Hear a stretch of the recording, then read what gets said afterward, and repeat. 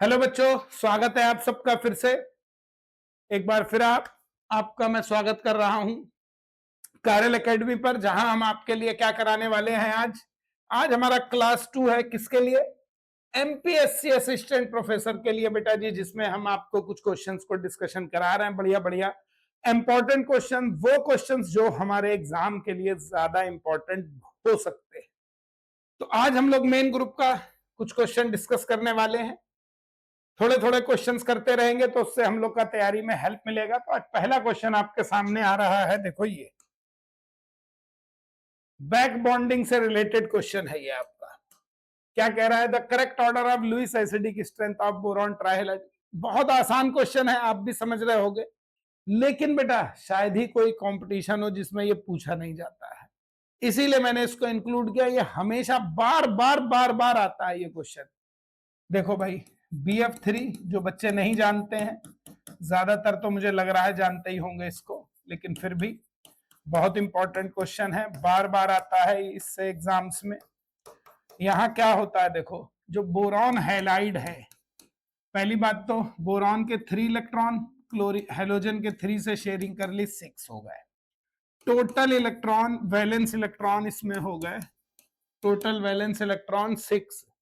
इसका मतलब इसका ऑक्टेट इनकम्प्लीट है, इनकम्प्लीट ऑक्टेट है, और इनकम्प्लीट ऑक्टेट है तो ये होंगे सब लेविस एसिड। अब देखो यहाँ पे बोरॉन है, फ्लोरीन का बॉन्ड है, बोरॉन क्लोरीन, बोरॉन ब्रोमीन और बोरॉन आयोडीन। बोरॉन के पास चूंकि sp2 हाइब्रिडाइजेशन होगा तो एक pz ऑर्बिटल यहां पर खाली होगा। इसके पास sp2 हाइब्रिडाइजेशन है बोरॉन पे, pz ऑर्बिटल हमारा खाली होगा, pz ऑर्बिटल हमारा क्या होगा? खाली होगा, 2pz। देखो भाई 2pz ऑर्बिटल हमारा खाली है। देखो यहां फ्लोरीन के पास भी 2pz है, इसके पास 3pz है, इसके पास 4pz होगा, इसके पास 5pz होगा। भाई अब ये क्या करते हैं, नॉन कन्वेंशनल पाई बैक बॉन्डिंग, इन सब में लोन पेयर है, ये इनको देंगे। लेकिन आप देखो कौन जल्दी देगा? जिसके ऑर्बिटल के साइज छोटे होंगे, इसी को हम पाई बैक बॉन्डिंग कहते हैं। तो टॉप टू बॉटम क्या हो रहा है, साइज ऑफ ऑर्बिटल किसका? हेलोजन का, वो बढ़ रहा है, और बढ़ेगा तो पाई बैक बॉन्डिंग डिक्रीज होगी, यानी सबसे ज्यादा पाई बैक बॉन्डिंग इसमें होगी। तो जो इसका ऑक्टेट पूरा नहीं था, थोड़ा बहुत इलेक्ट्रॉन डेंसिटी उसको फ्लोरीन से मिल जाएगी तो ऑक्टेट थोड़ा बहुत पूरा होने लगेगा। तो अब ये अच्छा लुईस एसिड नहीं होगा। इनको सबसे कम मिल रहा है, इनका यानी ऑक्टेट पूरा नहीं था, लेकिन इनको इलेक्ट्रॉन डेंसिटी कम मिल रही है, इसलिए ऑक्टेट इनका जल्दी पूरा भी नहीं होगा। इसलिए यहां से यहां अगर हम देखें, यहां से यहां, तो लुईस एसिडिक स्ट्रेंथ हमारी बढ़ेगी। इसका ऑक्टेट पूरा हो गया, अच्छा लुईस एसिड नहीं है, तो ये आंसर आएगा हमारा। तो सबसे ज्यादा आई, फिर ब्रोमीन, फिर क्लोरीन, फिर फ्लोरीन, आंसर होगा हमारा बी। देखो भाई क्लियर है?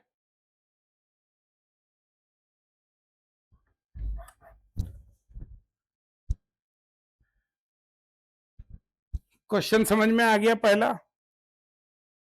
चलिए सेकंड पे चलते हैं।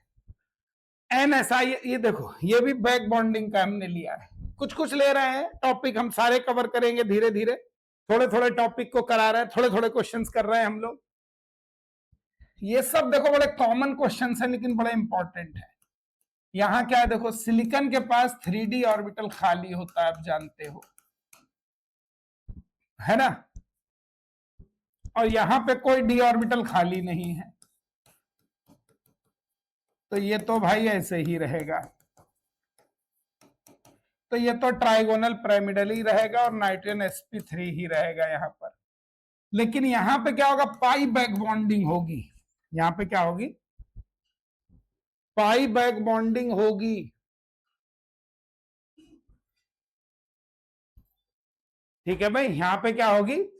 पाई बैक बॉन्डिंग होगी, और जब पाई बैक बॉन्डिंग होगी तो इसका नाइट्रोजन का लोन पेयर जब सिलिकॉन में सब तरफ को ये दे देगा, ऊपर से थोड़ा सा साइज फैक्टर भी है, हालांकि मेन फैक्टर यहाँ पाई बैक बॉन्डिंग, इधर भी दिया, इधर भी दिया, इधर भी दिया, तो नाइट्रोजन sp2 होके ट्राइगोनल प्लेनर हो जाएगा। तो इसमें मेन फैक्टर पी पाई और सिलिकॉन का, देखो नाइट्रोजन का ऑर्बिटल और इसका सिलिकॉन का ऑर्बिटल, तो पी पाई डी पाई पाई बैक बॉन्डिंग ही इसका मेन रीजन है यहां पर। क्लियर हो गया? चलो नेक्स्ट पे चलते हैं। इनर्ट पेयर इफेक्ट से रिलेटेड है, मैं पहले ही बता दे रहा हूं। ग्रुप 14 में stability of the +2 oxidation state कह रहे हैं ग्रुप में बढ़ती है। देखो हम लोग जानते हैं ग्रुप 13, ग्रुप 14, ग्रुप 15, इन तीनों में लगता है इनर्ट पेयर इफेक्ट, है ना? क्या लगता है इनमें? इनर्ट पेयर इफेक्ट लगता है इन तीनों में, ध्यान रखो। इन तीनों में यहां क्या लगता है? Inert pair effect. और इनर्ट पेयर इफेक्ट क्या होता है भाई? कि ग्रुप में इनमें नीचे जाते हैं तो due to relativistic contraction, relativistic effect की वजह से जो NH2 है, यहां पर NH2NP1 इसका कॉन्फ़िगरेशन होता है कार्बन फैमिली का NH2NP2, और इसका होता है नाइट्रोजन फैमिली का NH2NP3। तो ये जो NH2 इलेक्ट्रॉन है, NH2 इलेक्ट्रॉन की बॉन्डिंग एबिलिटी, चूंकि इसमें कॉन्ट्रैक्शन होता है, हैवियर एलिमेंट में क्या होता है, जो s ऑर्बिटल होते हैं वो अंदर चले जाते हैं, इसको हम कहते हैं रिलेटिविस्टिक कॉन्ट्रैक्शन। और जब वो अंदर चले गए तो उनकी बॉन्डिंग एबिलिटी हमारी डिक्रीज हो जाती है। इसी को हम इनर्ट पेयर कहते हैं कि अब भाई ये इनर्ट हो गया, बॉन्ड नहीं बनाएगा। यही स्टीरियोकेमिकली इनएक्टिव लोन पेयर भी होता है, और ये आपका इनर्ट पेयर इफेक्ट कहलाता है।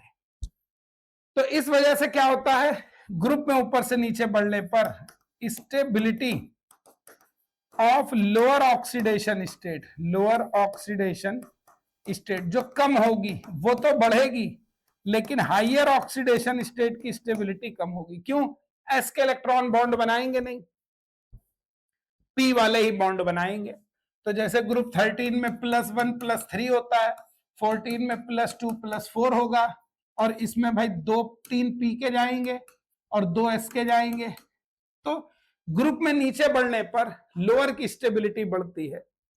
तो इसका रीजन क्या है? यही relativistic effect of the NH2 electron pair. चलिए सर, ये भी इनर्ट पेयर इफेक्ट का है क्वेश्चन। हम टॉपिक वाइज मैंने कवर किए हैं क्वेश्चंस, बहुत मेन ग्रुप तो बहुत बड़ा चैप्टर है, कुछ कुछ क्वेश्चन करेंगे टॉपिक के हिसाब से, बहुत सारे करा देंगे, थोड़े थोड़े पहले कर रहे हैं। यहां पे क्या कर रहे हैं? इनर्ट पेयर इफेक्ट से मोस्ट प्रोनाउंस्ड सबसे ज्यादा किसमें होगा भाई? ग्रुप में देखो कार्बन, सिलिकॉन, जर्मेनियम, टिन और लेड। मैंने कहा सबसे नीचे बढ़ता है ये, तो सबसे ज्यादा किसमें होगा? लेड में ही होगा। नेक्स्ट पे चलो, ये देखो फॉस्फाजीन का क्वेश्चन है। क्या कह रहा है? The most optimised method for the preparation of cyclic hexachlorophosphazene is related with, किससे सबसे जल्दी बनेगा? तो इनको बनाने का सबसे अच्छा एक ही मेथड ही है बेटा जी, इससे ही ये सब बनाए जाते हैं, NPCl2 होल N, बाकी HCl निकलेगा, बैलेंस करने की जरूरत नहीं है, आप ये समझो। ये इसको बनाने का एक मेथड है, लीबेक मेथड है, वोलर मेथड है, एक्चुअली मिलके बनाया था, वोलर का मेन माना जाता है। तो ये इसका सबसे क्लासिकल और पुराना मेथड है आज भी, और बड़ा इंपॉर्टेंट है।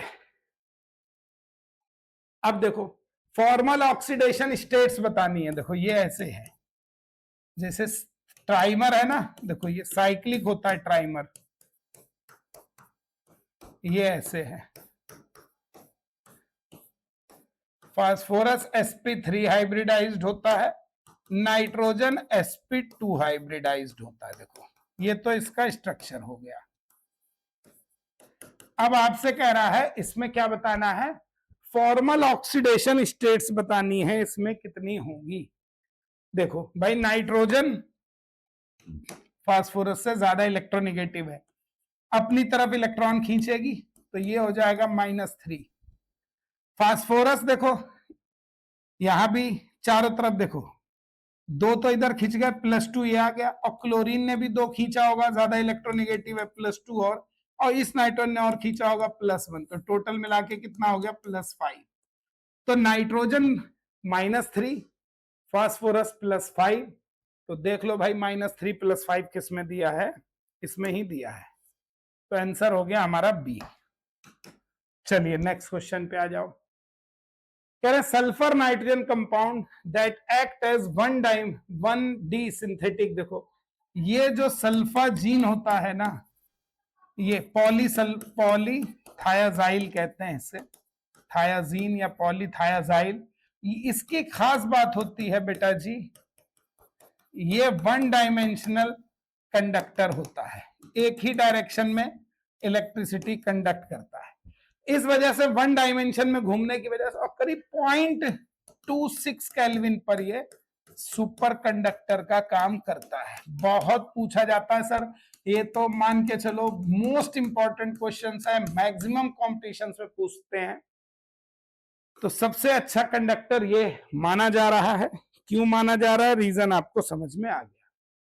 और ये बनता किससे है, देखो ये अमोनोलिसिस ऑफ इसका अगर हम कराएं, H2Cl2 का अमोनोलिसिस कराया जाए इनर्ट सॉल्वेंट में, तो S4N4 बनता है, टेट्रा सल्फाजीन।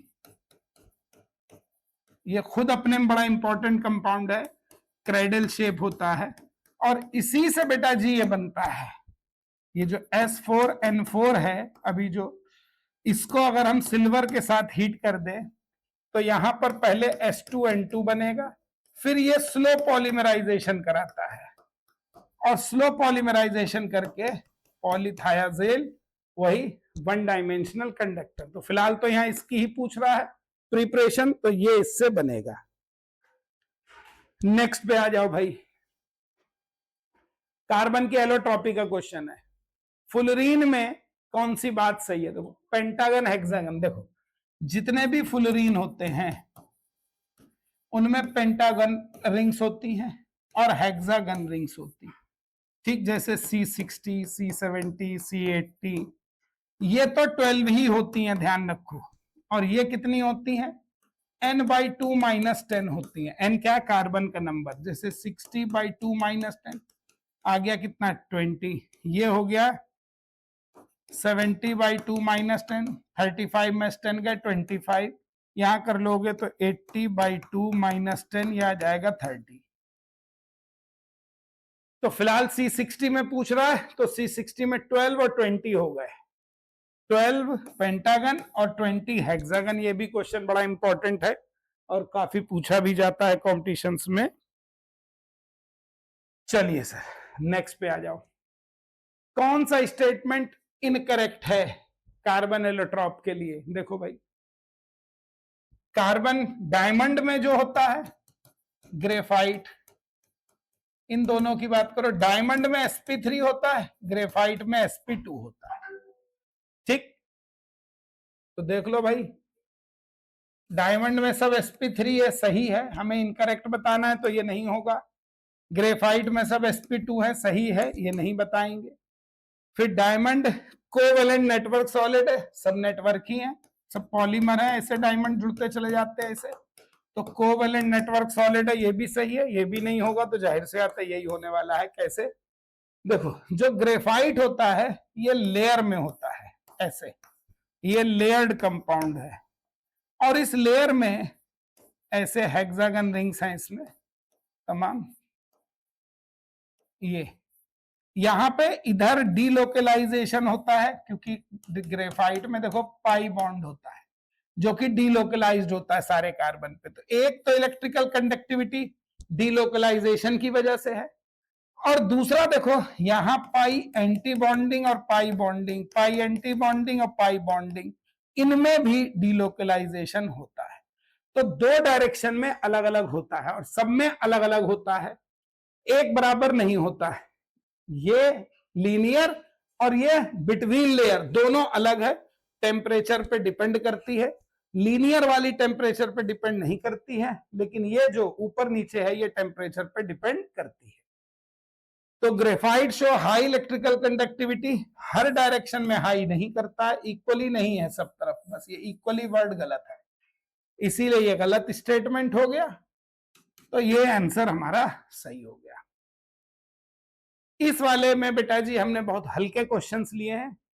क्वेश्चन हल्के और उससे फर्क नहीं पड़ता है, क्वेश्चन वो अच्छा जो एग्जाम ओरिएंटेड हो।